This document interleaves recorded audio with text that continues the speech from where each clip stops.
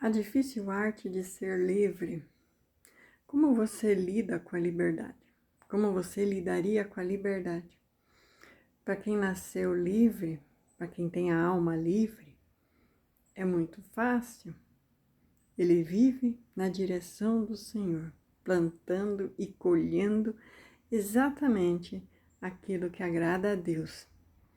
Mas quando você se coloca em jugo desigual, quando você nasceu em liberdade, no entanto, prefere viver na escravidão, prefere voltar ao Egito, voltar às circunstâncias antigas, voltar a trabalhar para os outros, em troca de prato de comida, em troca de moradia.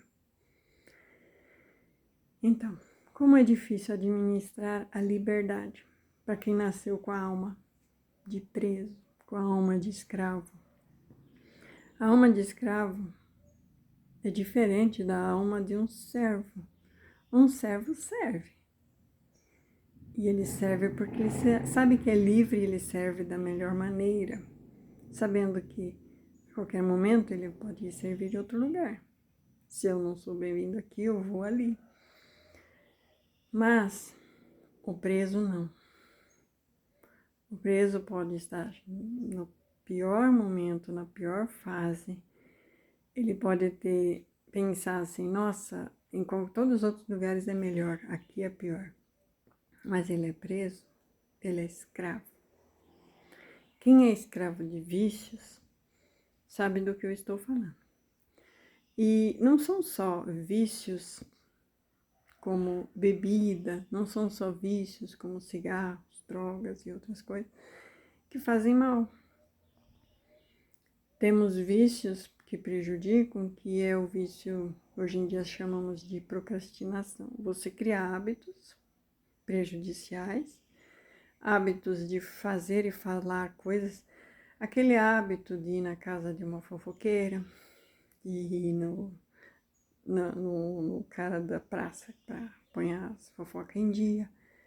Aqueles hábitos que você sabe que vão só prejudicar a sua vida. E isso acaba sendo uma escravidão, porque lá naquelas conversas você é manipulado, você é influenciado, você não influencia ninguém, você só entra na manada, você acaba sendo influenciado por alguém que quer que você pense igual ele. Se você não pensa igual ele, você está fora do grupo, você está fora da manada, você não pode mais frequentar a casa da fofoqueira, porque você não concorda com as coisas que ela fala. E o que você concorda que ela fala, no final foi você que falou. Você compra brigas de graça, mas você tem a alma de escravo, você não se liberta dessas coisas. Você não quer ser livre. Mas a liberdade assusta. Se eu posso ser livre, para onde eu vou? O que eu faço? A quem eu sirvo? Com quem eu converso? Aí você precisa fazer a viagem para dentro de você, se conectar com o teu Criador, se curar desses vícios que fazem mal. E quando você se conecta com o teu Criador e Deus começa a falar com você, não estou falando do Deus religioso, de um pastor pago que não prega toda a verdade e tem dezenas e centenas de mensagens que ele não pode pregar, porque o fulano dali, o fulano dali, aquele outro lá, aquele outro ali, se eu pregar, eu estou apontando o dedo para ele. E eu não posso, porque quando eu fui contratado para pregar nessa igreja, já me falaram que eu não poderia falar esses assuntos. Então, o teu pastor é preso e você vai ficar preso a esses pensamentos? É o mesmo que ficar preso a uma fofoqueira? É a mesma coisa. É muito bom quando você tem um pastor livre, com as asas livres, que pode pregar o que o Espírito Santo o manda, sem ponhar papas na língua, por causa de um salário, e assim esse pastor desgraça a família dele, porque ele compactua com o erro dos outros. E depois a família dele, né, se torna aliada de organizações que propagam mentiras e se convencem de que essas mentiras são verdades. Parece a história da casa da fofoqueira ou do manipulador da praça. É a mesma coisa. Você tem a alma livre? Você faz realmente aquilo que dignifica o teu Criador? Se coloque no lugar de Paulo. Paulo perdeu tudo. Paulo perdeu tudo, mas ele se sentia livre. Ele apanhou. Foram muitas chibatadas.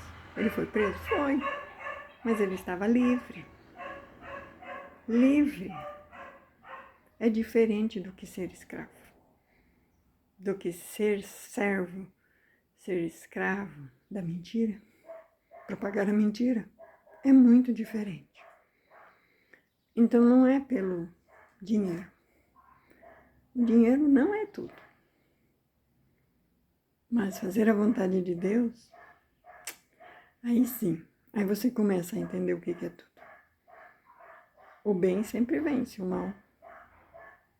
O mal nunca teve um final bom. As gerações das pessoas más sempre se acabam muito rápido, né? Tem inúmeras promessas de Deus falando sobre isso. E essas heranças que o mal tanto lutou e mentiu e sacaneou para conseguir acumular, acaba ficando na mão do justo.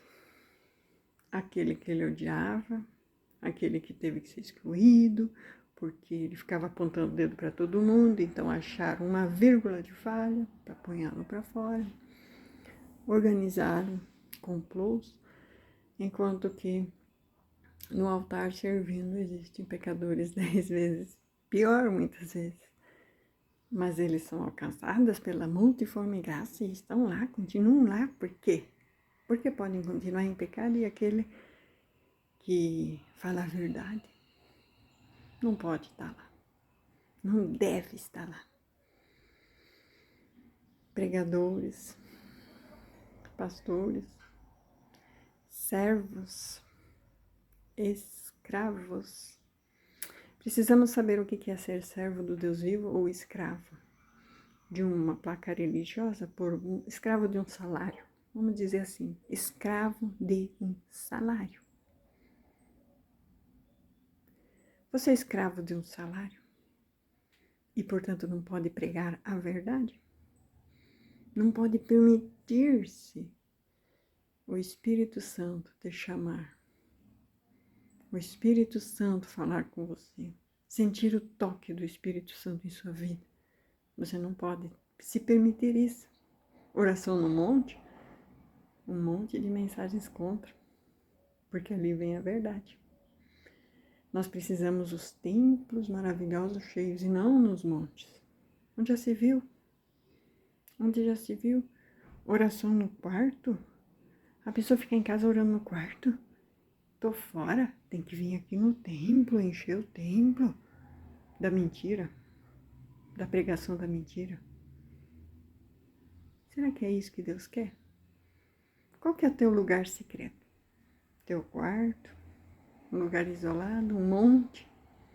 Ou lá, onde você vê todo o estatuto da igreja falando que você não pode falar disso, disso, e disso. Não pode pregar a verdade. Tem que ficar passando, adulando o ego dos religiosos. E você ainda se considera livre? Sabe por que tem um salário? Sabe por que tem um salário? Você leva quantos inocentes que não entendem esse jogo? Que é daqueles religiosos falsos que não querem que se fale a verdade contra aqueles que pregam a verdade, que precisam ser aniquilados, destruídos, excluídos da igreja. Eles não podem ficar ali, porque onde já se viu pregar a verdade? E qual que é a verdade? Não existe divórcio, não existe segundo casamento. Uma pessoa espiritual não se divorcia. Quem se divorcia não é espiritual. Nunca teve um encontro com Deus, nunca teve o Espírito Santo. O divórcio não está nessas pessoas que têm Deus de verdade. Então, quando a pessoa se encontra com Deus de verdade, é a reconciliação de casamento. Não é aquele negócio do ajeitamento daqui e dali. É reconciliação com Deus. Aí o casamento volta. Porque Deus em primeiro lugar. Mas não, vamos ter que descartar uma pessoa para juntar com essa outra pessoa. Muitas vezes por causa de bens materiais. Porque vai dar um dízimo maior. Os interesses do teu salário. O que mais é? Quando você tem o Espírito Santo e você trabalha no campo espiritual,